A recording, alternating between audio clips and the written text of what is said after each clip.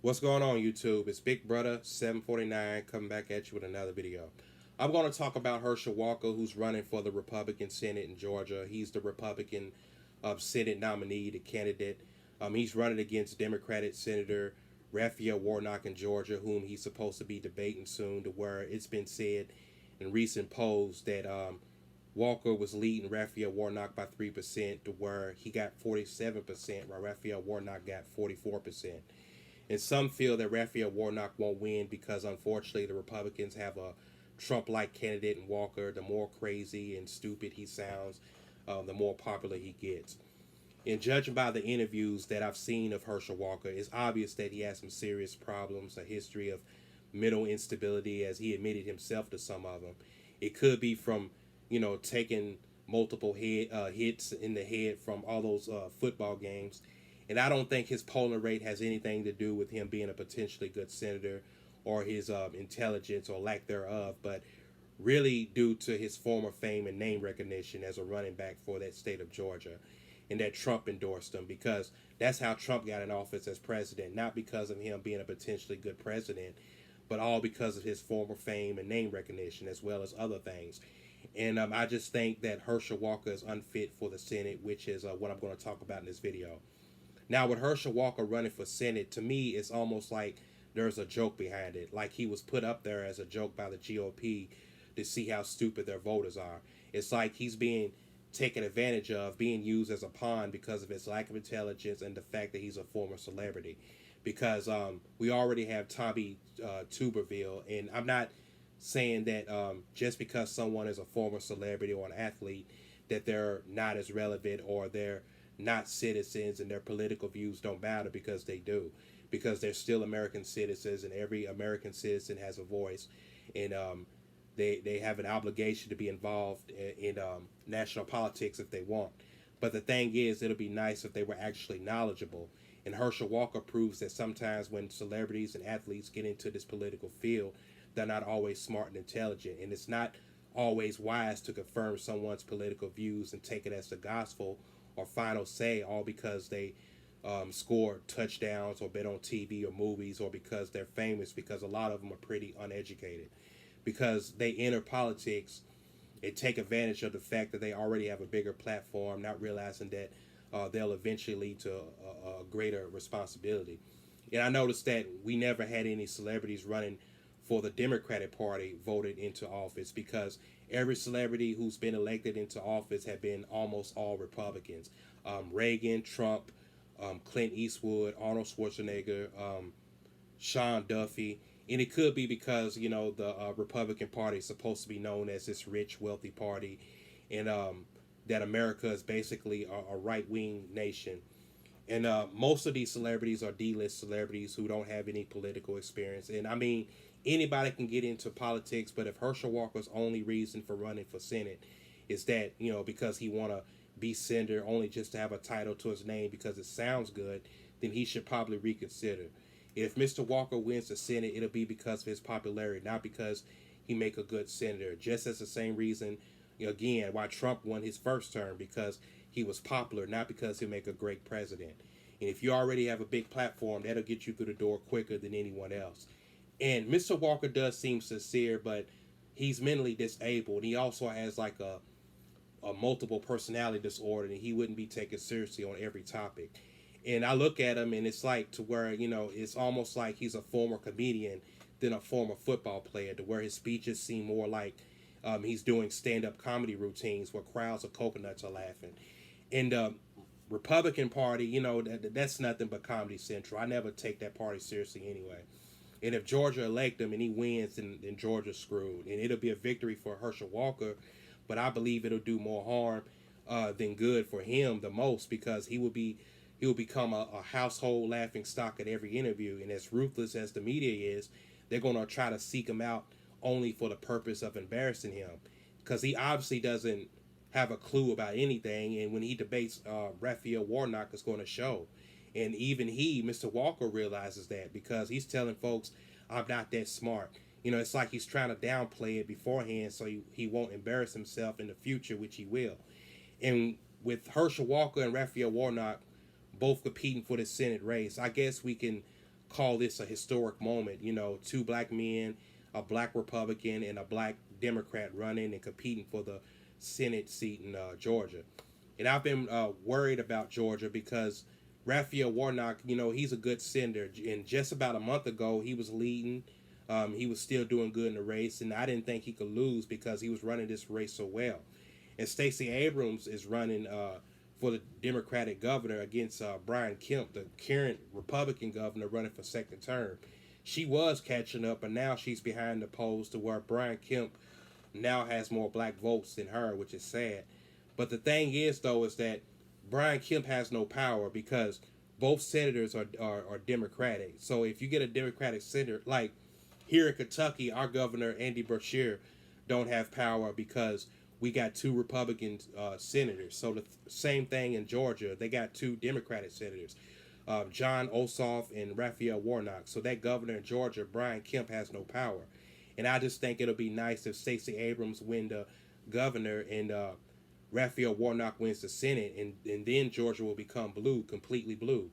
And I think Raphael Warnock has been a strong senator in the past 2 years, and it's sad that this whole election is focusing more on how bad of a candidate Herschel Walker is and not how good of a senator Raphael Warnock is.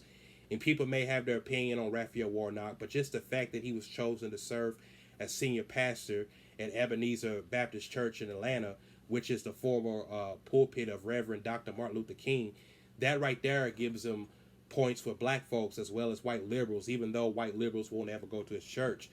And Herschel Walker, on the other hand, is a black man from the South, a man of color who's running for Republican Senate. And it may seem like the Republican Party want to try to diversify its party as a way to not show their racism. But when groups like blacks and minorities, you know, who have been underrepresented in the government because of racism and sexism, no matter which party they're campaigning in, there's this extra amount of pressure for them to prove themselves to the establishment. And in the Republican Party, I feel Herschel Walker, you know, while trying to prove himself, he's going to lose a touch of his blackness by pandering and persuading that the Republican Party ain't racist, bad people, and how, you know, we got to come together, telling racist white supremacists they're his brothers and sisters, claiming that Raphael Warnock feels that white folks got to apologize for whiteness, and how the Democratic Party is all about racism. And he's going to tell Republican voters what they want to hear. He's going to deny that racism exists in this country and that America's not a racist country, you know, cooning and selling out and representing the views of the people that put him there. And he's going to try to exaggerate and portray the Democratic politicians in a bad light, such as the Fox News interview he did. Herschel said that Biden's trying to separate Americans. So what the hell Trump is trying to do? And this is a black man from the South who's running for Republican Senate, which isn't a good idea since a lot of these states are already racist. Because right here in Louisville, Kentucky, when this Breonna Taylor case first popped off, we had a black Republican, Attorney General Daniel Cameron, who wasn't for us. He didn't care. He didn't fight for any justice for Breonna Taylor. That's just like when Condoleezza Rice was saying that she was a person of color, but she didn't really help us, and she didn't help the minorities or the blacks.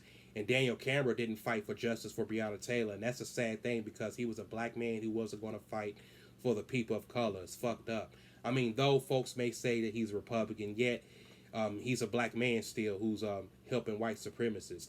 And just a few years ago, Mitch McConnell, his uncle-in-law, went to go support the Confederate flag. He posed in front of that Confederate flag and took pictures with him while receiving a reward, which is disturbing considering the fact that white supremacy is a disease in this country as well as domestic terrorism.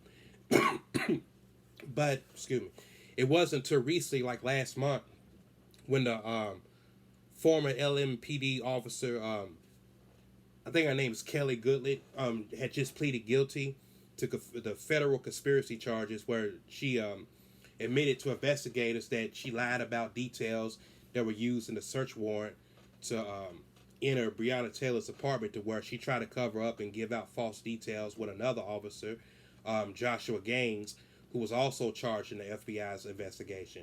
Because before this information was revealed, well, we was all talking about how the officers who actually shot Breonna should have been charged. But see, the thing was that they believed that document was valid and truthful, so legally they weren't in the wrong if it turned out that that document was illegitimate. But just the fact that they busted in someone's house, that wasn't right. Even if they had the right to be there and they were told to go there, they didn't have to bust in the door like that because Kenny Walker didn't know what was going on. But really, the only ones criminally and morally responsible are the ones who knew the document was illegitimate. They all lied on that document where an innocent life was taken. And just like those police officers, Herschel Walker clearly lies a lot, which makes him the perfect candidate for both Fox News and his GOP base because that's what they like. But the thing was, he was never in law enforcement. He never graduated from college, and he claimed that he was a high school class valedictorian when there's no evidence of that in the yearbooks from his high school or local newspapers. Plus, it's been reported that nearly 20 years ago, his ex-wife was given protection orders, claiming that he threatened her life, including pointing a pistol at her head.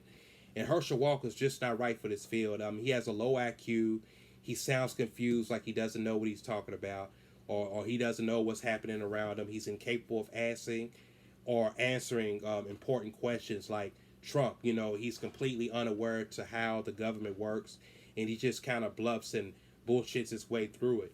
And he clearly doesn't understand things like climate, like he's saying things like bad air is going to China, or don't we have enough trees around here, and how evolution didn't happen because there are monkeys, and his take on gun laws and the Uvalde school shooting incident. He's like, oh yeah, I like to do it and see it and everything and stuff, and other ridiculous things like that. Like, I remember I was watching the interview the other day when he was asked by this female reporter about women's issues, and he just sort of drifted and started stumbling about other things, and I couldn't understand what he was saying. You would think that he had been drinking the way he was talking, because he was like, oh yeah, I love women. Crime is very important, and this economy is tough. We got to buy groceries, all the inflation, the gas prices, the grocery prices, and I'm like, what? Now, this dude is lost. I mean, I thought I was bad, but this dude just gives me hope.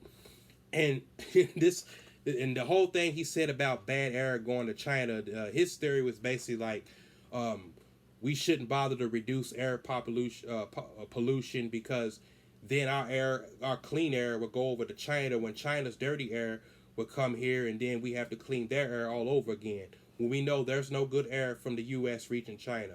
And I would love for him to explain how China, which is like thousands and thousands and thousands of miles away, is getting the clean air here from the USA. And like I said, this is a guy that they want to be elected to a higher political office here in America. And I find it wild that Republican primary voters are like, yep, put that guy in charge. I mean, it's crazy.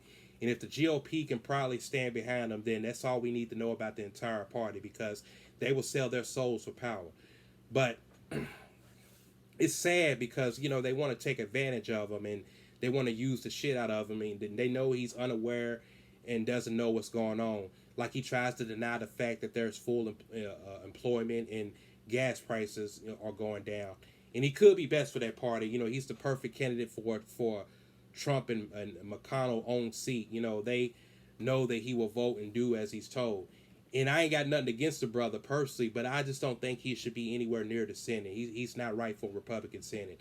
I think Senator Raphael Warnock is obviously the better choice. He's highly educated, and he's also a minister, and he's a decent guy, and he's not a mega supporter who's loyal to Trump, like those Republicans who won't let November 2020 go, who's still denying the results of the 2020 election, still claiming that Trump won.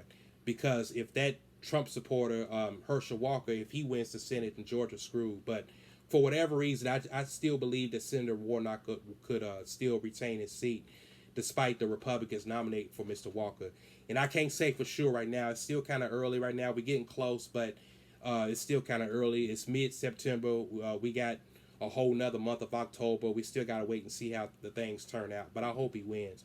But that's all I want to say, folks. This is Big Brother 749 signing out. I'm out. Peace.